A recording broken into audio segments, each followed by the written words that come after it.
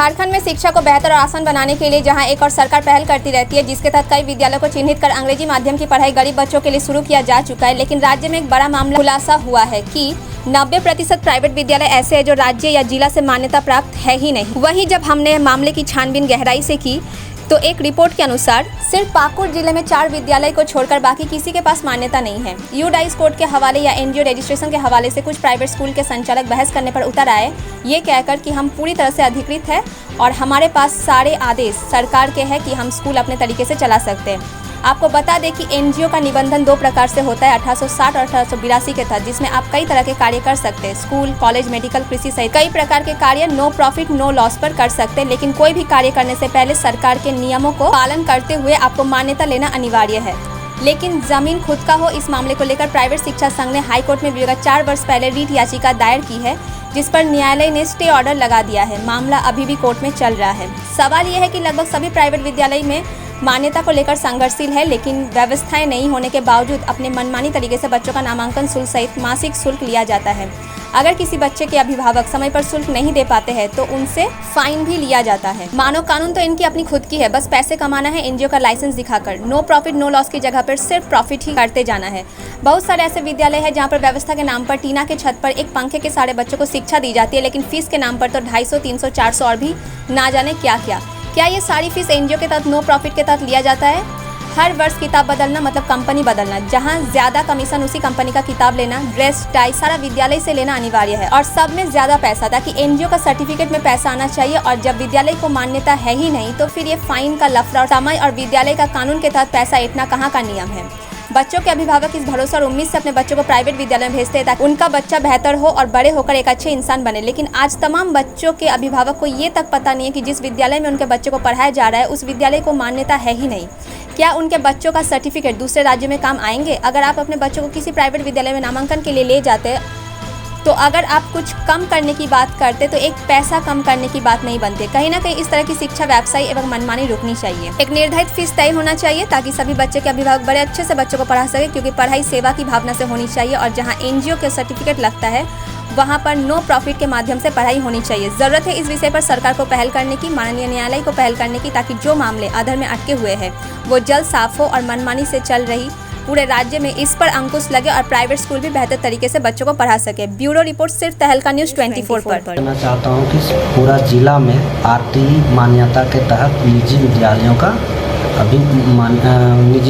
का मान्यता देने का कार्य शुरू हुआ है, जिसका प्रकाशन भी हम लोग अपने कार्यालय से कर दिए। अभी क्या ये प्रक्रिया के तहत जो मान्यता विद्यालय को लेना है वो ऑनलाइन आवेदन देंगे। आवेदन देने के बाद उनका आवेदन को स्वीकार किया जाए, फिर जांच होगा और जांच के बाद फिर स्थापना समिति के द्वारा उसको मान्यता मिलेगा या नहीं मिलेगा वो निर्णय होगा। उसके बाद इनका एक मान्यता का क्रम जो है वो पूरा होता है।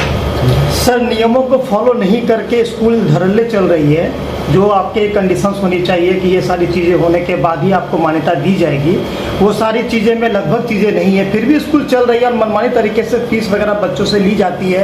हर साल किताब को बदला जाता है, सारा चीज़ अपने ढंग से चलाया जाता है। इस पर क्या कहेंगे सर? अभी फ़िलहाल मैं बता दूं, अभी सरकार भी इस मामले को देख रही है। दूसरी बात है कि विभाग भी लगातार ये प्रयास कर रहा है कि सभी विद्यालयों को कम से कम मान्यता मिल जाए और मान्यता के लेकर के मान्यता देने को लेकर के राज्य सरकार और विभाग भी चाह रहे कि सभी विद्यालयों को मान्यता मिले, जिसके लिए जो आरटीई का नॉर्म्स होता है उसको फुलफिल करना होगा, तभी विद्यालयों को मान्यता मिलेगी। सर, एक सवाल है कि यूआईडी कोड लेने के बाद क्या स्कूल कोई भी चला सकता है सर? नहीं, ये सरकार विकल्प के तौर पर पिछले कुछ सालों में यूआईडी ने यूडाइस कोड आवंटित की थी कि कम से कम हमारे गिनती में या हमारे यूडाइस कोड के अंदर विद्यालय संचालित हो जाएंगे, ताकि हम लोगों को पता चल पाए कि जिला में कितने विद्यालय हैं जिनको यूडाइस जो है वो आवंटित किया गया है। तो उस आधार पर वो मान्यता नहीं है, वो एक रजिस्ट्रेशन है मान के चलिए। क्योंकि उनको जब अप्लाई करेंगे वो मान्यता के लिए तो वो विद्यालय जो है अपना यूडाइस कोड पोर्टल में एंट्री करेंगे, और जिन विद्यालयों का यूडाइस नहीं है वो विद्यालय भी बिना यूडाइस के भी निजी विद्यालय मान्यता के लिए पोर्टल पर आवेदन कर सकते हैं। तो ऐसी कोई धारणा नहीं है कि यूडाइस कोड मिल जाने के बाद विद्यालय को मान्यता प्राप्त हो गया है।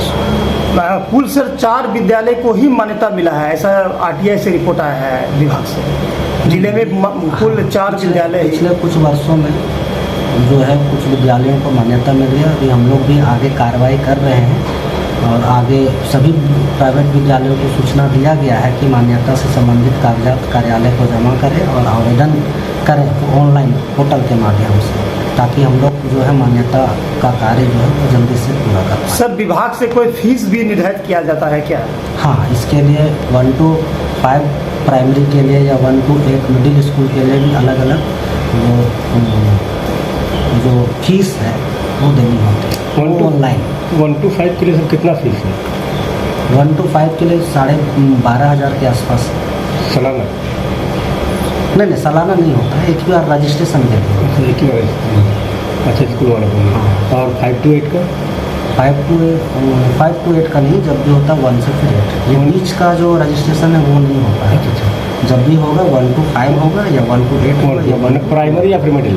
लेकिन ये स्कूल का जो अपग्रेडेशन जैसे होता है कि पहला प्राथमिकता तो पहले 1 से 8 या 1 से 5 का रजिस्ट्रेशन होगा, उसके बाद फिर आगे अपग्रेड होगा। चूँकि उनके पास विद्यालय निजी विद्यालयों के पास ऐसा देखा जाता है कि इंफ्रास्ट्रक्चर धीरे धीरे स्टेबल होता है। तो वो इंफ्रास्ट्रक्चर जब तक वो पूरा नहीं कर पाते हैं और जब तक पूरा जांच की प्रक्रिया पूर्ण नहीं हो जाती तब तक मान्यता नहीं दिया जा सकता। ये आरटीई का नॉर्म्स है। सर बिना मान्यता का स्कूल चल रही है तो क्या बच्चों से वो अपने तरीके से फीस ले सकते हैं, मनमानी तरीके से 400-500 कुछ भी? ऐसा नहीं हो सकता है। तो ऐसा तो ले रहे हैं सर सभी विद्यालय? ऐसा कुछ है मामला तो ये जांच का विषय है। Sir Jharkhand private school association के आप सचिव हुए प्रदेश लेवल पे, कुछ सवालें हैं कि जिले में प्राइवेट स्कूल जितने संचालित हैं उनमें से लगभग स्कूलों को अब तक मान्यता नहीं मिला है एज पर रिकॉर्ड, क्या वजह है?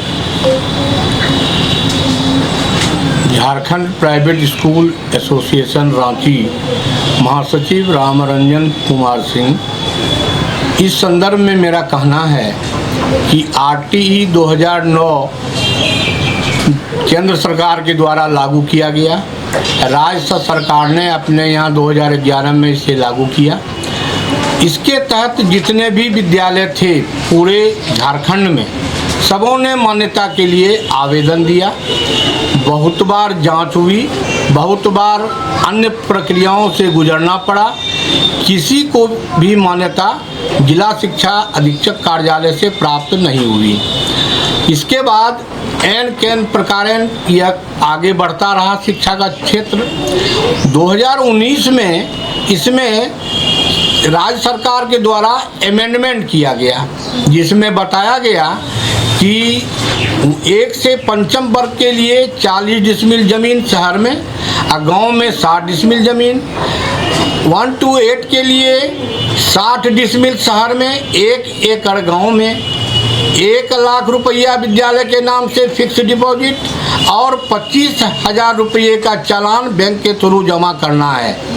इसके बाद जो नॉर्थ उसमें विद्यालय भवन या अन्य और बातें थी, ये बात की थी मेन इसमें हम लोग ने सरकार से अपील किया कि ज़मीन में यहाँ सीएनटी और एसपीटी एक्ट लगा हुआ है, ज़मीन की बाध्यता को समाप्त कर दें। हम लोग इसको पुनः आवेदन करेंगे, लेकिन सरकार ज़मीन के मामले में कोई ढील नहीं दी। अंतोगत्वा झारखंड प्राइवेट स्कूल एसोसिएशन 2019 में इस आदेश के खिलाफ उच्च न्यायालय रांची में रिट याचिका दायर किया। रिट याचिका संख्या 5455/2019। इसके तहत 24/10/2019 को उच्च न्यायालय रांची ने स्टे का आदेश प्राप्त हुआ। उस समय से हमारा केस लंबित है, डेट चल रहा है, लेकिन इस पर अभी तक कोई आदेश निर्देश उच्च न्यायालय से नहीं प्राप्त हुआ है। इसलिए हम लोग पुनः जो आदेश शिक्षा सचिव के रवि कुमार जी का आया है कि मान्यता के लिए ऑनलाइन आवेदन करें, तो एक तरफ प्रकार उच्च न्यायालय रांची के द्वारा इस केस के लिए स्टे लगा हुआ है और इनका आदेश है कि ऑनलाइन आवेदन करें। तो ऐसे में निजी विद्यालय किन कर्तव्य विमूढ़ स्थिति में घूम रहे हैं। तो अब शिक्षा सचिव को पत्र भेजा गया है कि आप तत्काल जब तक कि कोई उच्च न्यायालय रांची से आदेश निर्देश हमें प्राप्त नहीं हो तब तक इसको रोक दिया जाए। वहाँ से आदेश प्राप्त होने के बाद आप जो कार्रवाई करेंगे वह सभी निजी विद्यालय को मान्य होगा। अन्यथा अगर यह मान्य नहीं होगा तो हम सुप्रीम कोर्ट जाएंगे और जहाँ तक जा सकते हैं वहाँ तक जाएंगे, लेकिन ये ज़मीन की बाध्यता को समाप्त कर दिया जाए, क्योंकि ये सभी निजी विद्यालय सरकार से बिना एक पैसा लिए गुणवत्तापूर्ण शिक्षा देने के लिए बाध्य हैं। और जितने भी बेरोजगार हैं ये सभी निजी विद्यालय के क्षेत्र में कार्यरत हैं। ये बेरोजगारों का एक ऐसा कारखाना है, अगर यह बंद कर दिया गया तो बहुत सारे लोग भूखे मर जाएंगे। जो सरकार पढ़े लिखे लोगों को जो पीएचडी और इंजीनियरिंग प्राप्त कर चुके हैं उनको नौकरी नहीं दे पा रहे हैं। तो इन बेरोजगारों को कौन संभालेगा? सरकार को सोचना होगा दोनों पक्ष के लिए। और सरकार अगर निजी विद्यालय पर लगाम लगाना चाहती है तो जो नियम शिक्षा के लिए पूरे राज्य में लागू है वह सरकारी विद्यालयों पर भी लागू रहना चाहिए। यह जमीन उनके पास भी रहना चाहिए और तब निजी विद्यालय को भी कहा जाए कि हमारे पास है, तुम्हारे पास भी होना चाहिए। इसलिए एक राज्य में दो तरह के शिक्षा में नियम नहीं चलेंगे। क्योंकि हम लोग सब झारखंड के निवासी हैं, अपनी दिनचर्या इस शिक्षा के माध्यम से जीविकोपार्जन और परिवार का पालन करते हैं और समस्त शिक्षक शिक्षिकाओं का भरण पोषण भी इसी से होता है। हमारे यहाँ जो भी बच्चे पढ़ते हैं वे गरीब के बच्चे पढ़ते हैं, वे ठेला मजदूर, रिक्शा वाला या सब्जी बेचने वाला, ऐसे सब बच्चे पढ़ते हैं। जो बड़े घर के बच्चे हैं वे ब्रांडेड स्कूलों में पढ़ते हैं, वो कार से जाते हैं, बस से जाते हैं, अन्य तरीके से जाते हैं। मैं निजी विद्यालय के लिए भी एक बात कहूँगा कि ये अभिभावक को तंग ना करें, तंग कर किसी अभिभावक का दोहन शोषण ना करें, वे अपना विद्यालय भी चलावे और सरकार के नियमानुसार अनुशासित होकर गुणवत्तापूर्ण समाज को कुछ देने का काम करें। हम जानते हैं कि समाज में गाय और शिक्षक एक समान माना गया है। गाय भी घास भूसा खाकर वह दूध देती है, मक्खन देती है, समाज को कुछ देती है। शिक्षक भी थोड़ा पैसा लेकर समाज के बच्चों को गुणवत्तापूर्ण शिक्षा देता है और उसको उसके मुकाम तक पहुंचाने में हर संभव प्रयास करत है। इसलिए सरकार को बहुत सहानुभूतिपूर्वक शिक्षा के क्षेत्र में काम करने वाले इन नौजवानों को साहस देना चाहिए, बल देना चाहिए और सामर्थ्य देना चाहिए, ना कि इसको बंद करके सरकार अपना पीठ थपथपाना चाहती है। ये बिल्कुल गलत है, ये दुर्भाग्य है। क्योंकि हम भी उतना ही मेहनत करते हैं जितना सरकारी विद्यालय में बच्चों के पीछे किया जाता है। हम पढ़ाते हैं और अगर देखना हो सरकार को तो हमारे यहाँ के कुछ बच्चों का परीक्षा ले लें और सरकारी विद्यालय के बच्चों को भी बैठा कर ले लें। हमने दिया है 8 क्लास के बोर्ड में हमारे बच्चे, निजी विद्यालय के बच्चे 100% सफल हुए हैं। हमारे यहाँ से बच्चे जो 9-10 में जाते हैं वो मैट्रिक में फर्स्ट डिवीज़न और सेकेंड डिवीज़न करते हैं, फेल नहीं करते हैं। हमारे यहाँ के बच्चे अव्वल होते हैं, ये मैं दावे के साथ कहूँगा।